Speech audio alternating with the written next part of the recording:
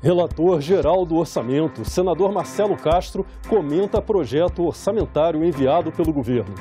Grupo parlamentar inicia preparativos para a COP27, conferência climática prevista para novembro no Egito. E Congresso vai analisar medida provisória que autoriza a iniciativa privada na exploração de minérios nucleares. Boa noite. Hoje é quinta-feira, 1º de setembro, e o Senado Notícias está no ar.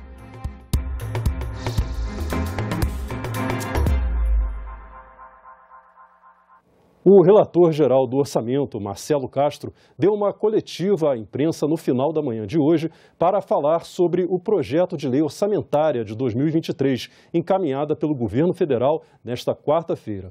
O senador comentou as linhas gerais da conjuntura fiscal e econômica do país. O 10º ano consecutivo de déficit primário.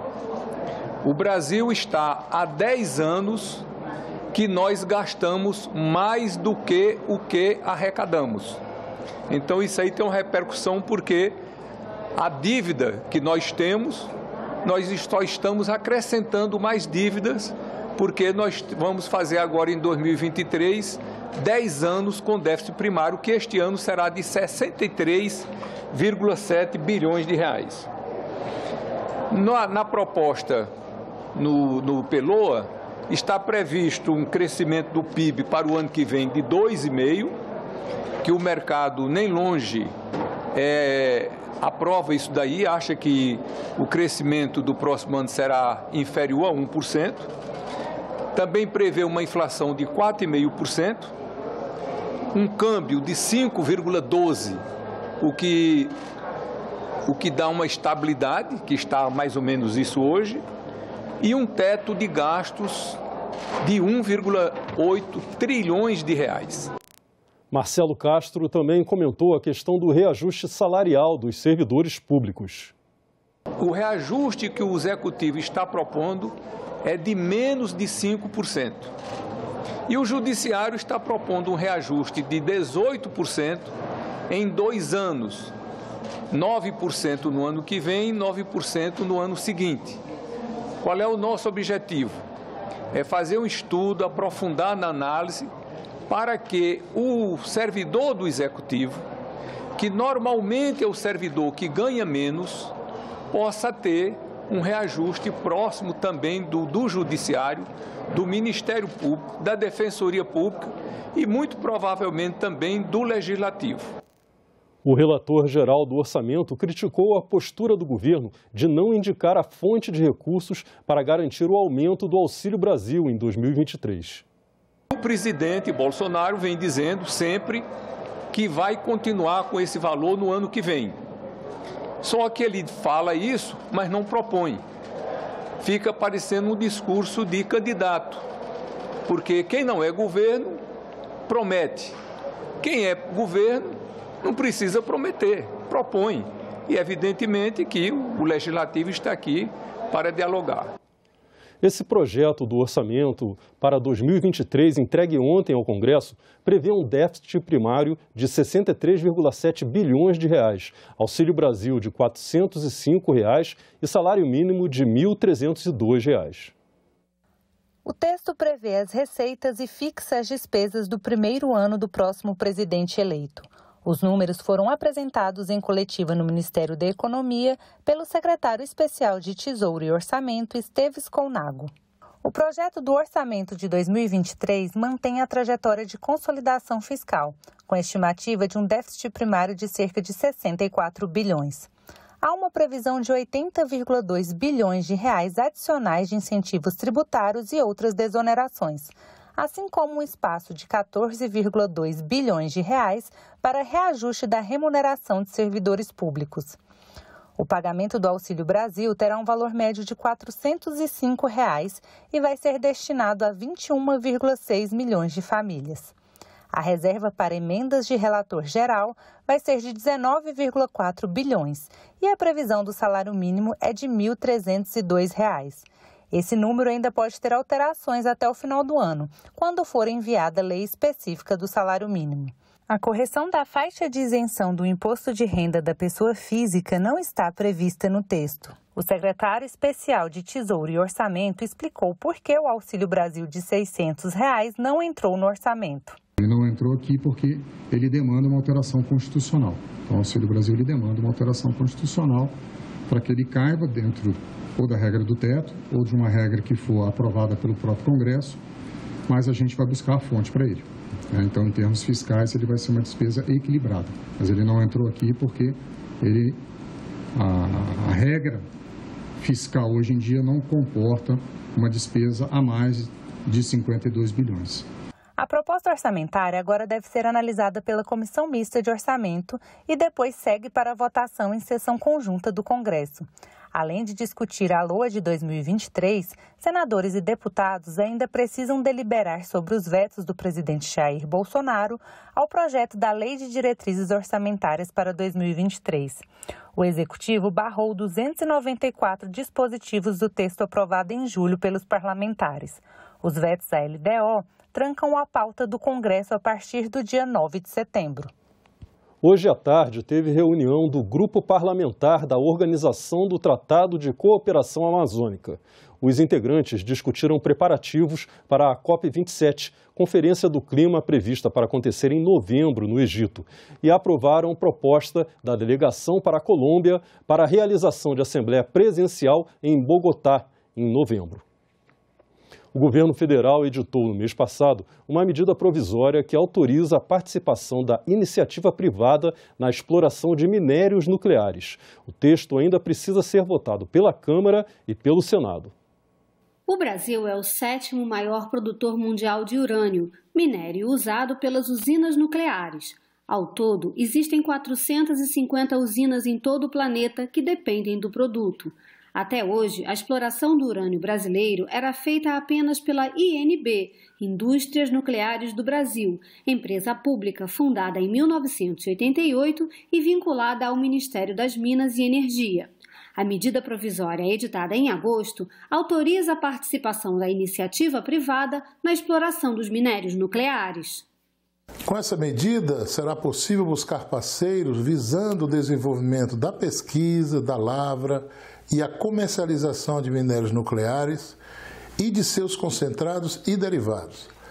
Antes da edição dessa medida provisória, já era possível a participação da iniciativa privada na situação onde o urânio aparece como um coproduto. A novidade que é que agora serão possíveis as parcerias privadas para pesquisa e lavra de depósitos contendo apenas urânio ou naqueles onde o urânio tem o valor econômico superior ao mineral que está sendo prospectado. Vale também para os casos de extração de urânio de resíduos ou rejeitos de instalações minoindustriais em andamento.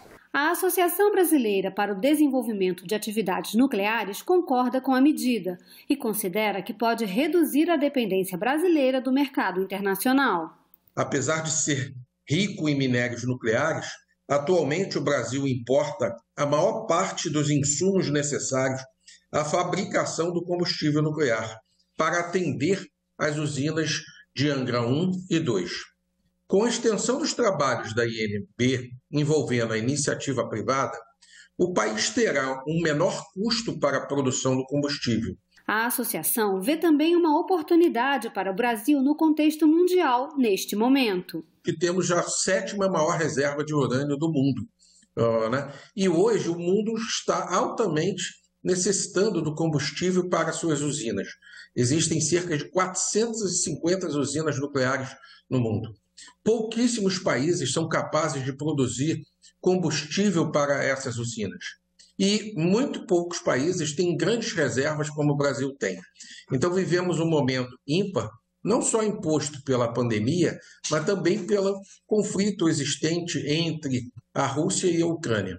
É um momento onde o Brasil deve se posicionar e dar um passo à frente como um grande player no mercado de produção e de combustível para as usinas nucleares.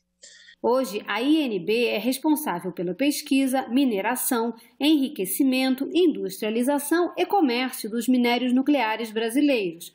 A medida provisória deve flexibilizar esse monopólio, mas a empresa ainda terá que participar de todo o processo. A medida provisória não representa uma quebra do monopólio da União, no caso específico do urânio, mas sim uma flexibilização.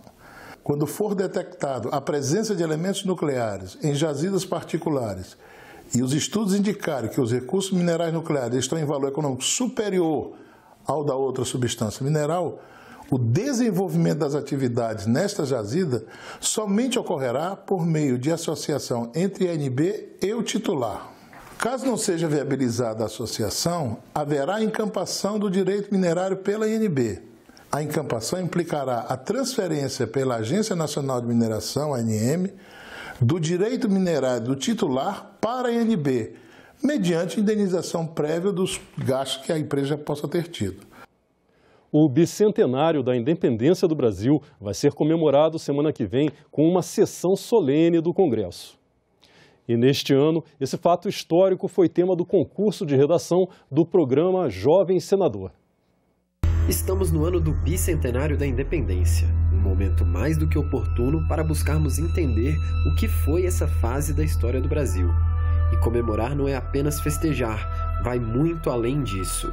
É o que conta o jornalista e historiador Eduardo Bueno. Comemorar, como a própria raiz da palavra explica, quer dizer rememorar coletivamente, comemorar, uma relembrança coletiva, quando uma sociedade como um todo olha para trás e repassa o que aconteceu, porque o passado está sempre mudando, o passado não é sempre igual, porque o passado depende do olhar que a gente lança sobre ele.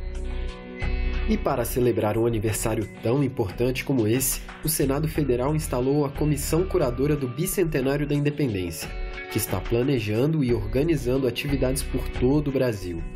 O senador e também historiador Randolph Rodrigues é o presidente da comissão. No dia 8 de setembro, nós teremos uma sessão solene pelos 200 anos aqui, com a presença já confirmada do presidente de Portugal, que foi convidado por mim e pelo presidente Rodrigo Pacheco na visita que fizemos recentemente a Portugal. E para convidar a moçada a também participar dessa reflexão, as redações do projeto Jovem Senador desse ano tiveram como tema 200 anos de independência, lições da história para a construção do amanhã. A reação foi muito boa, naturalmente por ser o ano não apenas por ser o ano do bicentenário, mas a forma como as escolas estão trabalhando esse tema em sala de aula. Nós temos que identificar qual foi o processo fundador nosso enquanto nação e o que fizemos nesses 200 anos para evoluir enquanto nação independente e onde erramos nesses 200 anos. É esta a importância de levar isso para ser debatido pelos jovens no Prêmio Jovem Senador. Ana Clara tem 17 anos e foi uma das escolhidas para participar do projeto. Eu achei um tema honestamente maravilhoso porque faz todo sentido. Eu sempre acreditei que história é extremamente necessária se a gente quiser avançar verdadeiramente, porque é a única coisa que faz a gente compreender o nosso passado para avançar para um futuro melhor, para um futuro mais justo. O que eu trabalhei na minha redação foi realmente a questão do racismo estrutural da época escravocrata. Tenho a grata satisfação de anunciar os vencedores nacionais do concurso de redação do programa Jovem Senador de 2022. O primeiro lugar é do jovem senador Francisco Davi da Silva Pereira, representante... Os alunos que participam do projeto recebem o apoio de um professor orientador. Procurou-se ali se elucidar todas as dúvidas sobre o concurso de redação, sobre o projeto Jovem Senador e sobre o que era ser um jovem senador. Eu acho que o grande desafio para o estudante foi escolher quais momentos históricos ainda repercutem e de forma relevante como problemas seculares no nosso cotidiano, no nosso dia a dia. Povo que não sabe como foi a independência, às vezes sequer consegue mantê-la ou conduzi-la para o caminho mais correto, porque povo que não conhece a sua história está condenado a repeti-la. Então, venhamos todos juntos nessa que deve ser a grande comemoração dos 200 anos da independência. Amanhã, às 11 horas, a comissão de juristas criada para atualizar a lei do impeachment vai apresentar o anteprojeto. O colegiado é liderado pelo ministro do Supremo Tribunal Federal, Ricardo Lewandowski, que afirmou que o texto será enxuto e denso. A comissão deverá propor uma penalidade para quem fizer acusações infundadas contra uma autoridade e criar mecanismos para impedir o engavetamento de pedidos de impeachment. Ficamos por aqui. Você pode rever as reportagens desta edição na nossa página na internet, senado.leg.br/tv. Muito obrigado pela sua companhia e continue sintonizado aqui na TV Senado.